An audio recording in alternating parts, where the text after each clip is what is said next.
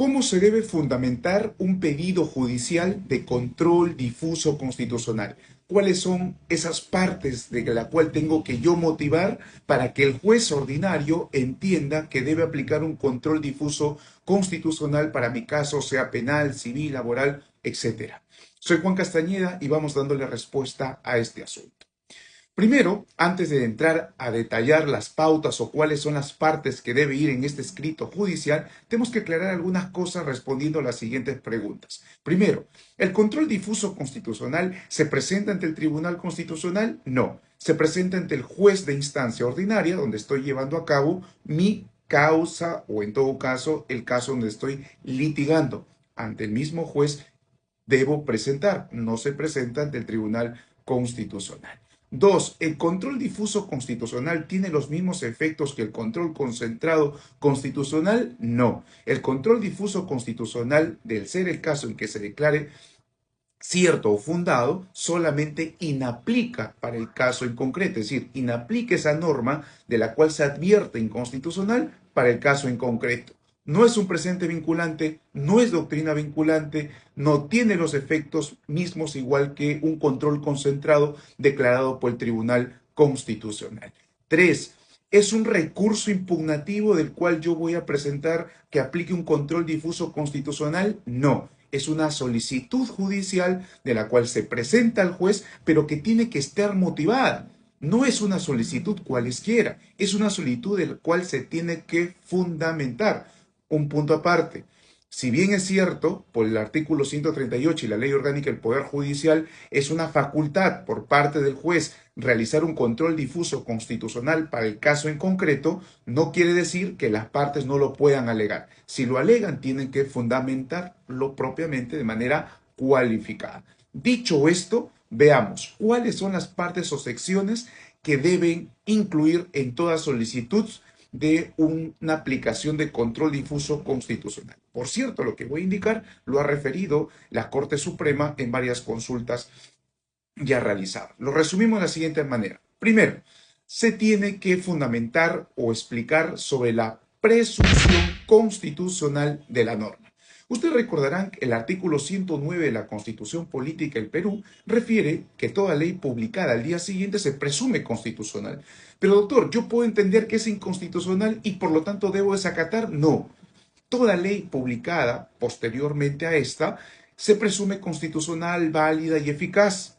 Si yo procuro cuestionar su ineficacia a razón de una inconstitucionalidad, tengo dos vías. O voy por control difuso constitucional para un caso en concreto, o se cuestiona a razón de, por ejemplo, una demanda de inconstitucionalidad, donde el Tribunal Constitucional, ejerciendo su poder de control concentrado, declarará inconstitucional. Hasta que no suceda ello, la norma es totalmente vigente. Entonces, en un control difuso constitucional, la primera característica que yo debo desarrollar es identificar que la norma de la cual yo estoy cuestionando que se inaplique porque resulta inconstitucional, deberé precisar de que está vigente, no voy a hacer que esté derogada, por lo tanto es innecesario de que se aplique un control difuso constitucional. Entonces, si hay algunas últimas modificatorias, tendré que esgrimirlas o plantearlas para que el juez tenga en cuenta que está totalmente vigente y que no está en curso algún tipo de demanda de inconstitucionalidad contra esa norma. Primer elemento. Segunda categoría, tengo que identificar el sentido del acto procesal. ¿En qué es, o cómo se debe entender este criterio o este requisito? En tanto que el control difuso constitucional se produce netamente por un tema de un cuaderno incidental.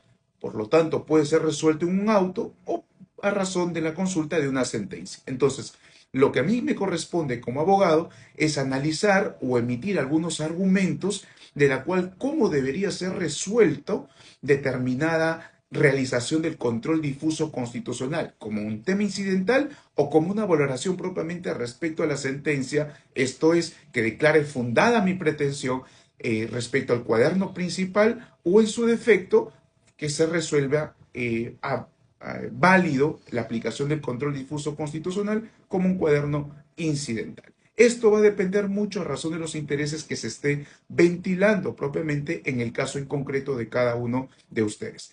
Tercera cuestión, tiene que ver con la identificación de la norma impugnada y su interpretación. Es decir, lo que yo realizo en esa tercera sección es una operación exclusivamente interpretativa.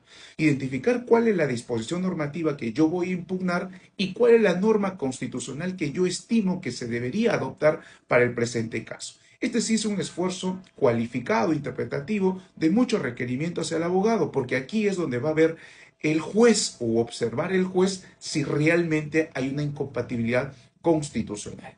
Cuarto, tengo que identificar y fundamentar los derechos fundamentales vulnerados. No solamente es mencionarlos, hay que mencionarlos, identificarlos, fundamentar cómo es de que se estaría vulnerando para el caso en concreto, a razón de que si esa norma no se inaplicara por resultar inconstitucional. Finalmente, el quinto criterio es un esfuerzo interpretativo también, pero que requiere exactamente para un método, el método del test de proporcionalidad. En esto deberá analizarse si la medida o la disposición normativa resulta idónea, que se mantenga tal cual. Uno, dos, resulta necesaria para el caso en concreto y mantener de dicha forma esa constitucionalidad. Y tres, si es estrictamente proporcional para el caso en concreto. Estos cinco criterios, estos cinco apartados debería estar estipulado o desarrollado en una solicitud propiamente de control difuso constitucional. Y les interesaría obtener este modelo, dejarían un pequeño comentario con la palabra PDF o su correo electrónico. Con todo gusto les podría compartir. Esto fue todo. Muchísimas gracias.